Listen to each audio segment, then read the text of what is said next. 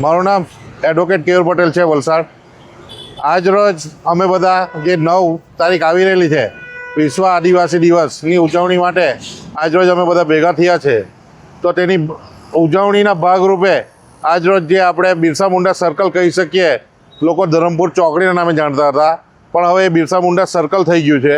તો ત્યાં આવેલા આપણા ભગવાન બિરસા મુંડાની મૂર્તિ પ્રતિમા પર બધી સાફ સફાઈ કરી વ્યવસ્થિત કામો કરી દીધું છે। અહીં હવે નવા બગીચો બનવાનો જઈ રહ્યો છે અને આવનારા દિવસમાં જે 9 ઓગસ્ટ આવી રહી છે તે માટે એક રેલીનું પણ આયોજન કર્યું છે।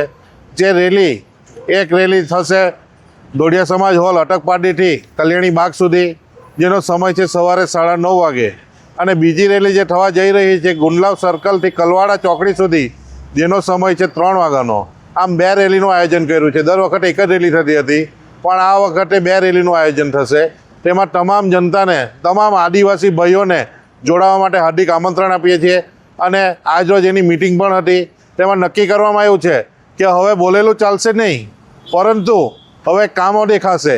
આદિવાસી ભાઈઓ ભેગા થયા છે, તો હવે પછી 9 ઓગસ્ટ જ નહીં, પરંતુ દર મહિને ભેગા થશે અને આદિવાસી ભાઈઓ જ નહીં પણ વલસાડ તાલુકાના દરેક વિદ્યાર્થીઓ ભણવામાં આગળ કેવી રીતે વધી શકે અને કેવી રીતે આગળ વધીને મોટામાં મોટો પગાર લઈ શકે એની વિચારસરણા કરી અને અમે એક નાનું વલસાડના બાળકો માટે એક નાનું સ્ટેપ લઈ રહ્યા છીએ।